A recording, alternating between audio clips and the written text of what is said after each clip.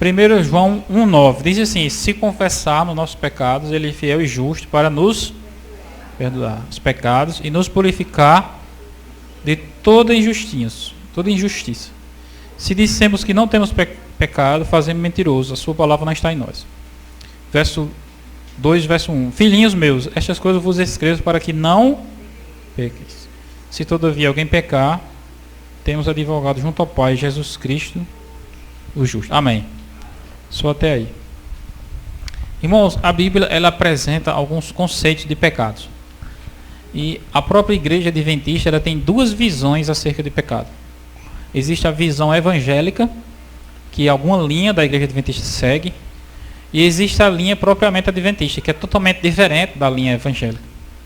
E é interessante, irmãos, porque a igreja adventista ela não está com uma divisãozinha, ela está com uma divisão imensa, grande, dentro dela, acerca dessa questão. Existem pastores da igreja, que são de outros países, que se eles vierem para a igreja adventista no Brasil, eles são proibidos de pregar. Porque eles acreditam na visão de pecado da igreja adventista conservadora. E no Brasil eles não podem pregar essa visão. Que visão é essa? Que visão é essa de pecado? É a visão de que o pecado é escolha. Se você no Brasil começar a pregar, eu por exemplo vou pregar hoje que o pecado é escolha. O pecado sou eu e você que escolhemos. Se você começar a pregar isso muito na igreja adventista, você pode ser até eliminado dela.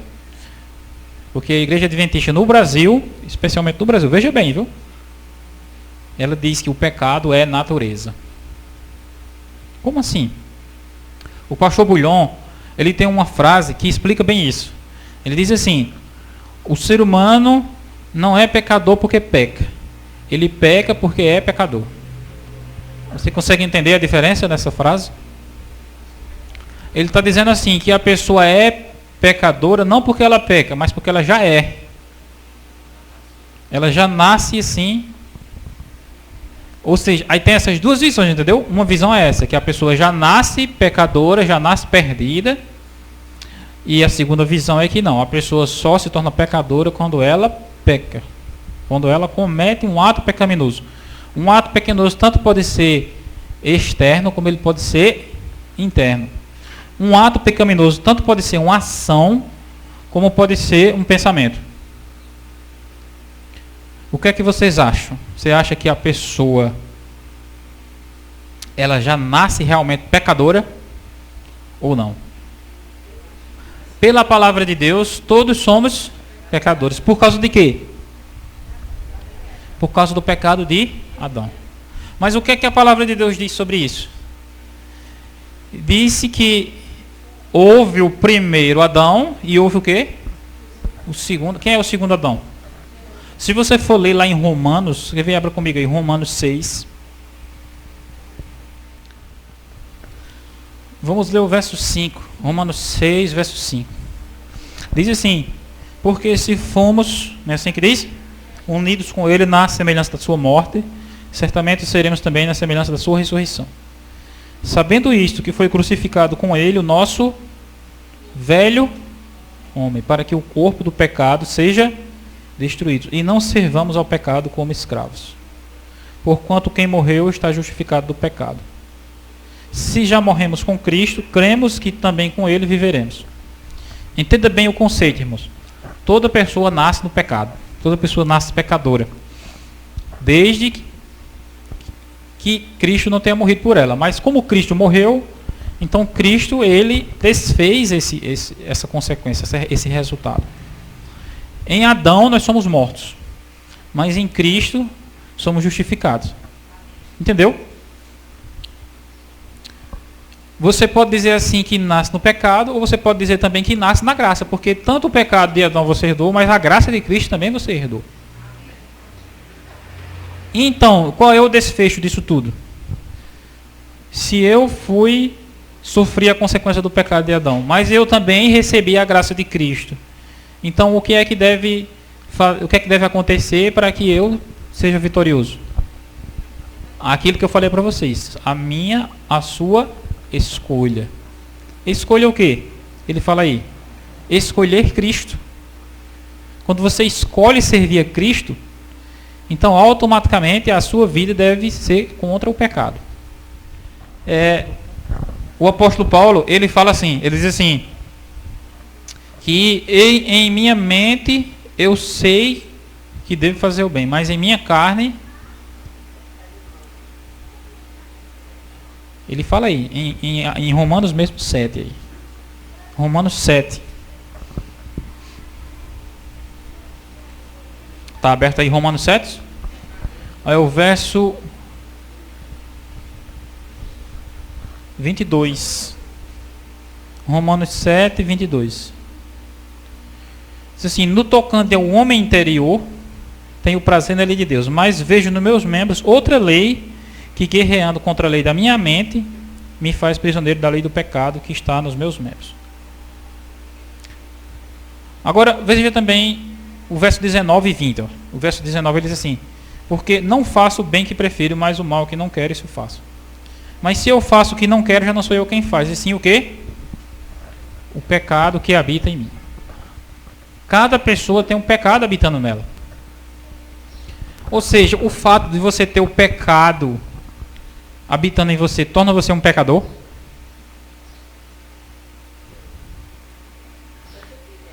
Quando você dá lugar ao pecado, é que você se torna um pecador voluntário. Essa era a visão tradicional da igreja, desde a sua fundação, entendeu? Quando o ser humano dá lugar ao pecado, então ele é pecador por natureza de Adão. Mas esse pecado Cristo pagou, entendeu? E recebeu a graça. Aí a nossa natureza, como Paulo fala aí, ela sabe o bem, né? Mas ela tem a tendência de fazer o mal. Mas quando é que a pessoa se torna pecadora? De fato, quando ela dá lugar ao mal, na prática. Essa era a visão tradicional da igreja. Até a década de 50. Depois da década de 50, surgiu um livro, vocês podem até pesquisar depois, esse livro é um livro chamado Questões sobre Doutrina, em que 2 teólogos da igreja escreveram esse livro e mudaram a visão. E passaram a dizer que não, que a pessoa é pecadora mesmo sem pecar. Mesmo sem escolher o mal. E quando você vai para a Bíblia, você vai ver que a Bíblia, ela mostra isso, que existe uma condição pecaminosa em nós. Mas essa condição pecaminosa, ela só é transformada em culpa quando você pratica o pecado. Isso é claro em diversas passagens da Bíblia. O próprio apóstolo Paulo aqui, ele está dizendo que ele é assim, que ele é inclinado ao pecado, para praticar o pecado. Só que o que é que ele fala aí no capítulo 8? Olha, você leu 7, não foi? Capítulo 8, o que é que ele diz aí? Ó? Capítulo 8, verso 1. Diz assim, agora, pois, já nenhuma o quê? Nenhuma condenação há para os que estão em Cristo Jesus. Aí o verso 2 diz assim, porque a lei do Espírito da vida em Cristo Jesus nos livrou da lei do pecado e da morte. Então, quando você está em Cristo, nenhuma condenação há para você. O que é que ele está dizendo com em Cristo? Ele está dizendo vivendo a vida de Cristo. Como é a nossa vida, a minha vida, a sua vida? A minha vida, a sua vida é como Paulo falou ali. Quanto mais você tenta fazer o certo, mais você faz o errado. Mas como é a vida de Cristo? Era assim também a vida de Cristo? Não. Cristo era perfeito. E o que significa você estar em Cristo? É importante, irmãos, a gente entender esse conceito. O mundo evangélico, ele diz que você está em Cristo é simplesmente você aceitar a vida de Cristo, que ele foi fiel e ele torna você fiel, mesmo você pecando. Mas a doutrina adventista é diferente. Ela diz que Cristo foi fiel para que você também, tipo assim, ore para que aquela vida dele se implante na sua e assim você também se torna fiel. Fugindo do pecado, entendeu? O mundo evangélico ensina diferente. Ela diz que você, mesmo pecando, você peca continuamente e pede perdão continuamente e Cristo lhe perdoa continuamente. De certa forma, irmão, nós sabemos que Cristo ele sempre nos perdoa, né? Mas, pela leitura que a gente fez aí de 1 João, mostra ali que o pecado é um evento, deve ser na nossa vida, um evento assim, raro. pela leitura de João que a gente fez, porque ele diz assim, irmãos, vocês não pequem. Aí ele diz assim, não fala assim, né? Se todavia alguém pecar, nós temos um advogado junto ao Pai. Ou seja, ele está dizendo assim, irmãos, eu estou pedindo que vocês não pequem, mas como vocês vão viver pecando, então estejam sempre confiando em Cristo, que Cristo vai estar sempre perdoando vocês. Não é esse o conceito que a Bíblia apresenta. O conceito que a igreja adventista sempre ensinou era isso. Você não enfrenta o pecado na sua própria força de vontade, entendeu? Quando, olha, tem um vizinho meu, o médico disse a ele, olha, você está morrendo, tá quase dando um câncer aí na próstata, não fume mais. Ele disse, não, eu prometo, a partir de hoje eu não vou fumar mais. Ele chegou em casa, aguentou 3 dias. No 4º dia, ele, piola na boca, fumando. Por que ele faz isso? Porque ele é igual a mim e a você. Nós não somos desse jeito também?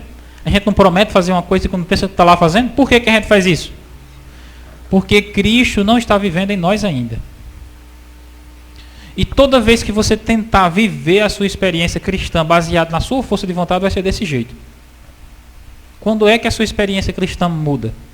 Quando você entende que você não precisa enfrentar o pecado na sua própria força de vontade. Porque toda vez que você for enfrentar na sua força de vontade, você vai, para cada tentativa haverá uma queda. Toda vez que você tentar vencer o pecado na sua esfera, você será derrotado. Quando é que você vence o pecado? É quando você pede a Cristo, olha o que Paulo falou aqui, todos aqueles que estão em Cristo, nenhuma condenação é. É nesse sentido, Cristo vem viver em você. Ele fala isso também em Gálatas. Veja aí Gálatas. Abra aí sua Bíblia em Gálatas. Olha, Gálatas 2, 19 e 20. Porque, não é assim que diz? Porque eu, mediante a própria lei, morri para a lei, a fim de viver para Deus. Estou crucificado com Cristo. Logo, já não sou eu quem vive, mas Cristo vive em mim. Esse viver que agora tenho na carne, vivo pela fé no Filho de Deus, que me amou e a si mesmo se entregou por mim. Você lembra do versículo anterior, que eu li com vocês, que ele falava que ele queria fazer o bem, mas ele não fazia. Isso significava o quê? Eu querendo viver segundo o meu procedimento, a minha força de vontade. Significa eu querendo deixar de pecar, por mim mesmo. Tem como? Como é a única maneira que eu posso vencer o pecado? Sendo crucificado. Não é eu tentando vencer por mim mesmo. É eu sendo crucificado, como ele fala ali, em Cristo. E eu não vivo mais. Cristo vive em mim. O que significa isso, irmãos? As pessoas confundem muito as coisas. Elas acham que isso daí é simplesmente você viver, deixar Cristo viver em você. É você continuar pecando e continuar acreditando que Cristo vai estar sempre lhe perdoando.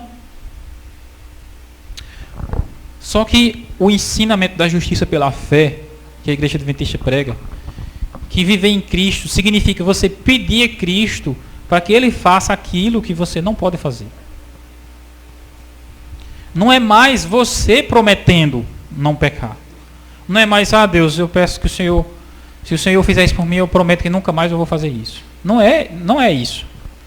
É você pedindo a Deus assim, no seguinte tempo, preste atenção. Senhor, eu não consigo parar de fazer isso. Quanto mais eu prometo, mais eu faço. Quanto mais eu prometo não fazer, mais eu faço. Senhor, por mim mesmo, eu não tenho condição de parar de pecar, de fazer isso aqui, que está errado. Eu quero que o Senhor faça isso que Paulo falou aqui. Que eu deixe de viver esse meu padrão de vida e que o Senhor venha viver em mim. Aí dá certo. Por quê? Porque Cristo é perfeito. Cristo não tem inclinação para fazer aquilo que você tem inclinação. Então, quando Ele vem viver em você, então você vence o mal, o pecado. Irmãos, eu digo isso por experiência própria. Porque a minha vida era assim, né? Eu vivia no pecado, eu praticava o pecado e voltava. Praticava o pecado e voltava. Praticava o pecado e voltava. E eu acredito que assim é a vida de quase todo ser humano. Porque ele tenta vencer o pecado pela sua própria capacidade, não tem como. Quando eu passei a orar e a pedir a Deus, Senhor, me liberta disso, me ajuda para que Cristo venha vencer em mim, então eu percebi a transformação que Cristo fez na minha vida e que pode fazer na sua. E eu percebo também a transformação que ainda precisa ocorrer, porque volta e meia a gente observa a nossa natureza carnal querendo, não é? Hoje mesmo de manhã eu vinha no carro aqui e me estressei e dei um murro na testa de Heloísa. Aí você fica pensando, olha, o cara está pregando na igreja aí, falando que tem que vencer o pecado e está pecando aí. Porque isso é o quê? A natureza. Mas ela mereceu. Mas isso é o quê? A natureza carnal. Cristo agia assim? Cristo não agia assim. Ou seja, a minha função, a minha missão é dizer, Deus, eu vou me esforçar para não fazer mais isso. Não. É, Senhor, venha viver em mim, me ensine como eu devo fazer isso. Como é que Deus nos ensina, irmãos, a fazer a coisa certa? Como é? É do dia para a noite? Ele faz algum acontecimento estranho na minha vida, na sua vida, sabia? Ele envia uma praga. Você pode pensar, não, mas uma praga, sim. Porque um problema, uma maldição. Ele envia para que lhe perturbe e faça você perceber que aquilo não presta de fato. Quando você pede a ele para que ele faça essa mudança na sua vida. Por exemplo, eu gosto muito de ler a Bíblia, mas eu era assim desde o princípio? Não. Como foi que eu passei a gostar de ler a Bíblia? Quando eu pedi a Deus, Senhor, eu não gosto de ler nada, eu só gosto de assistir. Mas eu sei que ler a Bíblia é importante, que o Senhor valoriza isso. E eu não tenho vontade nenhuma de fazer isso. Senhor, me dê vontade de ler a Bíblia. Você acha que Deus atendeu a minha oração ou não? A vontade que eu sinto de ler a Bíblia hoje é minha. Foi Ele que colocou em mim. Entendeu? Isso é deixar Cristo viver em você. E isso funciona para que coisas? Para todas as coisas. Se você luta com um pecado e você vê que não consegue vencer, o que é que você deve fazer? Senhor, veja que eu não tenho condição de vencer. Eu quero que o Senhor vença. Isso, irmãos, é a justiça pela fé. É você vencer o pecado. E você entender o conceito. A pessoa pensa assim, não, mas o simples fato de eu me sentir inclinado para certa coisa já é pecado. Essa é a visão que o mundo evangélico diz, né? Inclusive, essa é a visão que surgiu da doutrina católica. Existe uma doutrina católica chamada pecado original. Eu vou falar sobre essa doutrina. É uma doutrina que foi desenvolvida por Agostinho. Tem uma oração que os católicos rezam para Maria que diz assim: Maria concebida sem pecado, rogai por nós que recorremos a vós. Essa oração, ela é uma heresia do começo ao fim. Porque ela diz assim: Maria concebida sem pecado. Ela está dizendo que quem que foi concebido sem pecado? Maria. Ela está dizendo que Maria nasceu numa condição diferente da minha e da sua. Isso é verdade? Por que que eles dizem isso? Porque eles falam que como Jesus nasceu sem pecado, e ele nasceu de Maria, e Maria tinha pecado, então Jesus não nasceu sem pecado. Porque ele tinha o pecado de Maria. Se você acredita que o pecado, a pessoa já nasce com ele, então você tem que concordar com essa doutrina católica. Porque eles dizem que Jesus teve Maria concebida também sem pecado, porque Jesus também era sem pecado. Então, se Maria nasceu no pecado e gerou Jesus, então gerou Jesus também no pecado. Aí, para que eles desenvolvessem a doutrina de que Jesus realmente nasceu sem pecado, ele teria que criar essa outra doutrina dizendo que Maria também nasceu sem pecado. Aí Jesus nasceu também sem pecado. E a criança que surge no mundo, ela já nasce pecadora. Por isso que eles têm o batismo infantil. Porque a criança já nasceu pecadora, então tem que batizar ela para que ela seja salva. Eles dizem isso, né? Não. Jesus é diferente de nós. Ele é diferente de nós no seguinte sentido, que ele escolheu sempre seguir a vontade de Deus, mesmo antes de nascer. E a gente só escolhe depois que nada. Ou seja, a gente só escolhe depois que a gente sabe compreender. Uma criança pequenininha, ela não tem consciência do pecado. Você vai para a Bíblia diz o quê? Deus não leva em conta os tempos da ignorância. Então, como é que uma criança tem pecado se ela não sabe o que está fazendo? De acordo com a Bíblia, ela mostra que o pecado é quando você tem consciência do que você está fazendo. A criança nasce com a condição pecadora de Adão, mas foi uma condição que Jesus já reverteu na cruz, entendeu? Todos nós nascemos em Adão, mas nós fomos salvos em Cristo. Aí está a decisão minha e sua. Jesus falou assim: se um homem olhar com intenção impura para uma mulher, no seu coração, já o quê? Adulterou com ela. Eu pergunto mais uma vez a vocês: é pecado olhar para uma mulher que passa? É ou não? O que é pecado que Jesus fala é o quê? É olhar com intenção. Jesus falou, intenção impura. Porque você olhar muitas vezes é involuntário, até na igreja, irmão. Então, uma vez um irmão chegou na igreja, aí sentou na frente, aí o pastor levantou para pregar, e tinha uma mulher aqui, a mulher fez assim com as pernas. Aí a saia dela aqui, ó. E o irmão não sabia se olhava para o pregador ou para a mulher. Aí ficava assim. Aí disse: e agora? Ele queria olhar? Não tinha, mas estava na frente. O que é que ele devia fazer? Ele devia se levantar e ir lá para o banco de trás para não ficar olhando. Se ele ficasse parado lá na frente, olhando para as pernas da mulher, intencionalmente, isso aí seria pecado. Está entendendo a diferença? O fato de você sentir vontade de matar alguém é pecado? O que você acha? É pecado? O que tu acha? Você sente vontade de matar alguém, é pecado?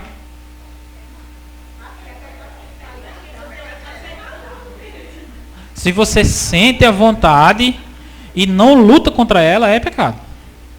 Mas se você sente a vontade e alimenta, um dia eu pego essa desgraça, um dia eu pego esse infeliz, aí é pecado, entendeu? O apóstolo Paulo foi quem falou isso. Ele disse assim: irai-vos e não... Tem essa passagem na Bíblia em Efésios, lembra? Como é que está escrito? Irai-vos. Ele está dizendo que você se irar é pecado? É? Não. Olha, irmãos, isso daí é a diferença, a distinção, entendeu? A igreja, a ideia evangélica de hoje, ela disse que tudo isso é pecado. Que você já nasce pecador e você sentir desejo pelo pecado já é pecado. Mas a Bíblia não fala isso. A Bíblia diz que pecado é quando você dá lugar ao mal que está dentro de você mesmo. Se você luta contra o mal que está dentro de você, então você não peca. Mesmo o pecado estando dentro de você, mas quando Cristo vive em você, o pecado não tem lugar. Você se sente inclinado ao pecado, mas você é quem decide se dá lugar a ele ou não. Tiago falou sobre isso. Tiago, aí é um pouquinho antes de 1 João. Tiago, capítulo 1. Eu espero que fique claro, irmãos.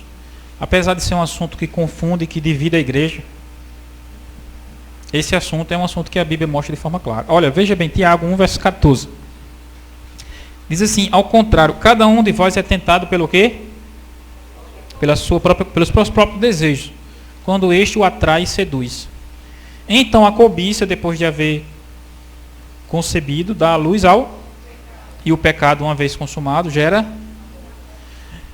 Olha, veja bem, cada um é tentado pela sua própria cobiça. Isso é pecado?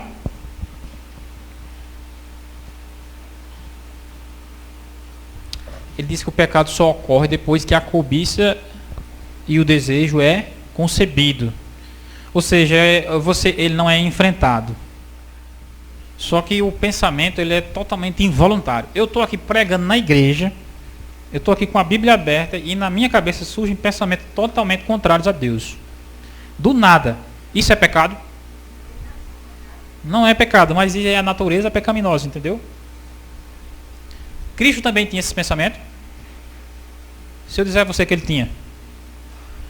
Ele estava no Getsemane e ele lutou contra os seus pensamentos, porque os pensamentos dele eram para quê? Para não ir para a cruz. E ele disse: Pai, não faça o que eu quero, mas o que o Senhor quer. Ele estava ali no Getsemane orando a Deus, mas os pensamentos estavam contra a vontade de Deus. E isso não é pecado. O pecado é se ele fizer a vontade própria no lugar da vontade de Deus. O que foi que Deus falou para Caim? Está lá em Gênesis 4. Gênesis 4. Abra aí sua Bíblia. Gênesis 4. Aqui em Tiago você viu claramente ele dizendo que o pecado ele é concebido quando você dá lugar a ele. Ele habita na sua mente, ele habita na sua natureza, mas se você não der lugar a ele, você não peca. E como é que a gente luta contra ele? Somente com a força de Deus. É que eu e você temos a obrigação de lutar contra o pecado e vencer. Aí a ideologia evangélica diz que não, que eu... Não, a gente diz assim, eu estou explicando aqui para vocês, eu e você temos a obrigação de confiar em Cristo e de orar por Ele para que Ele venha viver em nós e nos ensine a vencer o pecado. Entendeu? Essa é a visão da igreja. Aí a visão evangélica, a visão que a própria igreja adventista no Brasil é contra e que defende essa visão, é de que não é assim. Que só preciso confiar em Cristo e mesmo que eu possa continuar pecando, que Cristo vai me salvar, mesmo continuando pecando. Que eu posso continuar pecando e que é impossível parar de pecar. Ele diz assim, né? É impossível parar de pecar. E se eu disser que eu posso parar de pecar confiando em Cristo e pedindo a Ele, ele diz que eu quero ser perfeccionista. Eu quero ser perfeito por mim mesmo. Só que você observe bem, eu falei para vocês, ninguém é perfeito por si mesmo. Você se torna perfeito porque Cristo vem habitar em você. E Cristo é perfeito. O que é que diz aí? Gênesis 4. Gênesis 4, verso 7. Diz assim: se procederes bem, não é certo que serás aceito? Se todavia procederes mal, eis que o pecado jaz à porta. O seu desejo será contra ti, mas a ti cumpre o quê? Dominá-lo. Aqui Deus deixou claro para Caim. Disse: olha, o seu desejo é contra você. É contra você. Ele está dizendo que isso é pecado? Ele está dizendo não, que você tem que dominá-lo. Como é que eu e você dominamos o desejo, o mal? Indo a Cristo. Ninguém consegue lutar contra o desejo mal com a nossa própria força. Vez após vez você vai sentir, olha, a questão do perdão. As pessoas dizem assim, não, eu não posso dizer que eu perdoe fulano se eu não sinto vontade de perdoar. Não é assim que funciona com a Bíblia. O que é que Jesus diz na Bíblia? Cada um, dia após dia, tome a sua cruz e negue-se. Não é assim que ele fala? Negue-se. Negar-se é isso. Ó, Senhor, eu não estou com vontade de perdoar fulano. Eu gostaria, na verdade, que o Senhor matasse fulano. Mas só que eu não posso desejar isso, eu peço que o Senhor perdoe fulano. E peço que o Senhor me ajude também a amar fulano. Mesmo eu sentindo isso que eu sinto não é pecado, porque você é um sentimento natural da natureza humana. Mas quando você ora, aí Deus vai transformar a sua maneira de lidar. A questão é o seguinte, quem é que quer lutar contra o pecado? Porque ele tem que ter o trabalho, né? De lutar, pedir a Deus que vai. Só que muitas vezes a pessoa gosta do que faz. E ela diz, não, eu gosto de fazer isso, eu gosto de comer essas coisas que não pode, eu gosto de ficar em casa, de não ir para a igreja, e não estou vendo problema nenhum com isso. Quando é que ela vai mudar de vida? Não tem como mudar, ela só pode mudar quando ela abrir os olhos para ver que aquilo é errado e pedir a Deus que, Senhor, eu sou uma pessoa errada, eu quero que o Senhor me transforme numa pessoa certa. Aí Deus vai fazer uma obra para transformar a natureza da pessoa e implantar a natureza de Cristo nela, em todas as coisas que a pessoa lutar. Todos nós temos aquela frase na nossa mente, eu acho, entendeu? Isso é o que? É a sua natureza agindo. Olha, eu acho que a igreja está muito devagar. Eu acho que a igreja está muito desanimada. Eu acho. Isso é a nossa maneira de ver as coisas. Entendeu? Será que Deus vê assim também? O que é que você deve fazer, irmãos? Muitas vezes eu tenho a minha mente afetada por essas coisas, pelo desânimo que abate toda pessoa. Mas eu fico pensando, é assim que Deus pensa também? O profeta Elias, ele fugiu. Você lembra a história de Elias? Fugiu para uma caverna, se escondeu nessa caverna. Passou 40 dias correndo, chegou nessa caverna, aí disse que Deus chamou ele. Elias, o que é que tu está fazendo aqui? Elias disse, Senhor, eu fiquei só. Eu tenho sido zeloso para te servir, mas só tem eu. Mataram os teus profetas, só escapou eu. Aí foi, Deus disse, Elias, o que fazes aqui? Ou seja, Deus estava querendo despertar em Elias que ele não estava pensando corretamente. Ele estava equivocado. Não só tinha ele. Deus disse o que mais, Elias? Aqui em Israel tem 7.000 joelhos, 7.000 pessoas que não dobraram seus joelhos a Baal. Mas Elias pensava que só tinha ele. Elias estava o quê? Equivocado. Eu digo uma coisa com 100% de certeza, apesar de não ser 100%, porque cada um não tem certeza, mas eu tenho 90% de certeza, que 90% dos nossos pensamentos são equivocados. Aquilo que você acha de mim, aquilo que você acha da igreja, aquilo que você acha do pastor, são pensamentos equivocados. São pensamentos distorcidos. E o pensamento de Deus é o que é o pensamento correto. O que é que você precisa fazer? Senhor, eu acho que isso aqui é assim, mas eu acho que eu estou errado. Eu peço que o Senhor me mostre como é que o Senhor vê essas coisas aqui. Aí Deus vai mostrar a maneira de ver. O mundo é assim. O mundo, ele olha para o mundo e diz assim, não, é Deus que está fazendo isso. Deus é mau. É assim que é as coisas? Não. O mundo tem uma compreensão errada. Os amigos de Jó passaram tempos e tempos acusando Jó. Quando foi no final do livro, Deus chama isso aí. Vocês não disseram de Jó o que era certo. Eles achavam que estavam tentando convencer Jó, para Jó se arrepender. Mas passaram o tempo todinho perdendo tempo, porque eles disseram, vocês estão errados. E o próprio Jó, Deus chegou para Jó e disse assim, Jó, quem é você? Que fica me questionando, que fica se queixando contra mim, obscurecendo sem entendimento. Obscurecendo a sabedoria sem entendimento. Ele disse para Jó isso. Quem é esse que obscurece o meu conselho sem entendimento? Está lá em Jó, isso aí. Aí Jó disse, Jó responde, aí Jó disse que fechou o bico, falou mais nada. Quem é que pode questionar Deus, irmãos? A gente questiona a Deus, por quê? Porque nós julgamos a Deus pela a nossa frase, que é qual? Eu acho. Quando você vai compreender quem é Deus, como Deus pensa, você vai ver que o seu acho está totalmente equivocado. Acordou? Aqui eu concluo, irmãos, essa mensagem procurando... Eu vou falar mais sobre esse assunto aqui, enquanto puder. Porque, esse, como eu falei para vocês, é um assunto proibido na igreja. As pessoas que tentar pregar isso, dizer que eu e você temos que lutar contra o pecado para vencer, na igreja no Brasil, elas são eliminadas da igreja. Só que o que a palavra de Deus diz aqui, como o próprio João diz, nós não podemos dizer que não temos pecado, mas nossa obrigação é lutar, é pedir a Cristo que venha nos dar a vitória sobre o pecado. Se eu tolerar o pecado na minha vida, não tem como eu alcançar a vida eterna. E o pecado em si é a minha escolha. É a minha escolha. Nós temos o livre-arbítrio. Eu posso perguntar aqui a vocês, ó, um indivíduo pequenininho, ele nasce, o pai é ladrão, a mãe é ladrão, o avô foi ladrão, os irmãos é tudo ladrão. Aí ele nasce nessa família, ele é o quê? Ele já é ladrão? O que é que vocês acham? Quando é que ele se torna ladrão?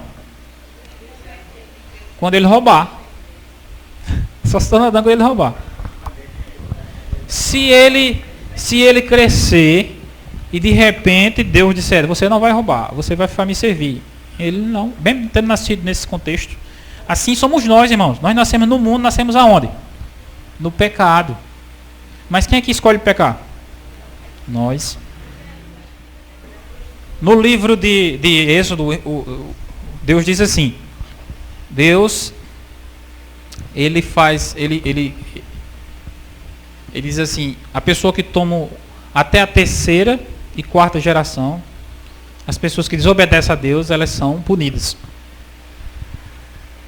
Até a terceira, ou seja, muitas vezes coisas que você está sofrendo hoje, foi coisas que o seu pai, o seu avô, o seu bisavô e o seu tataravô, até 4 gerações. Coisas que você sofre hoje foi por causa do pecado deles. Inclinações maiores que você tem. Por exemplo, tem pessoas que, na minha família eu percebi, pessoas que têm uma inclinação grande para bebida. E isso foi herdado dos avô, bisavô, entendeu? Até a terceira e quarta geração. A pessoa terá uma inclinação maior, mas ela que escolhe. Está entendendo? uma pessoa, ela nasce com uma tendência maior para determinadas coisas do que outras. Se uma pessoa nasceu num ambiente de bebida, ela vai ter uma inclinação maior para isso, do que eu que não sei, ou você que não nasceu num ambiente desse, né? Uma pessoa que nasceu de mãe que vivia na prostituição, ela vai ter uma inclinação maior para isso. Mas ela é que vai decidir, quer ela tenha maior inclinação ou menor, no final é ela que escolhe se vai ceder aquilo ou não. É a pessoa que escolhe. De uma forma ou de outra, ela escolhe. Mas observe bem, a pessoa no tempo do fim vai ser instigada de todos os lados, mas se ela escolher não ceder, se ela confiar na graça de Cristo, a questão é o seguinte, a pessoa já nasce numa condição ruim e ela não tem apoio para fortalecer ela. Tudo isso enfraquece mais. Mas de repente Deus pode abrir uma porta,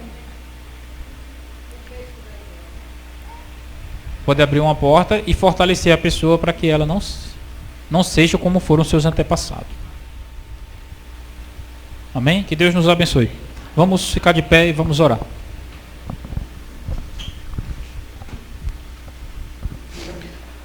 Oremos. Senhor Deus e Pai Todo-Poderoso, aqui nós concluímos esses momentos de oração e de estudo da Bíblia que tivemos aqui com a escola sabatina, com o culto, a pregação de hoje que aprendemos mais sobre a justiça pela fé, a vitória sobre o pecado. Essa é uma mensagem, Deus, confusa para muitos, porque muitas pessoas preferem continuar alimentando o pecado. E é uma mensagem que a Tua Palavra nos fala claramente, que o Senhor nos dê compreensão desse assunto, nos ajude a entender qual é a Tua revelação para nós. Nós não queremos seguir nossas opiniões e a opinião de pessoas. Queremos seguir o que a Tua Palavra nos fala. E que o Senhor nos dê luz e esclarecimento sobre isso. Que o Senhor nos ajude a confiar na graça de Cristo, nos méritos de Cristo, para nos dar força a vencer todo o pecado, todo o mal. Nós só podemos vencer por Ele, porque por nós mesmos não temos força. Somente a força de Cristo, como Paulo diz, já não sou eu quem vive, Cristo vive em mim, e a vida que agora vive pela fé no Filho de Deus. É a vida que também queremos viver e pedimos em nome de Jesus. Amém.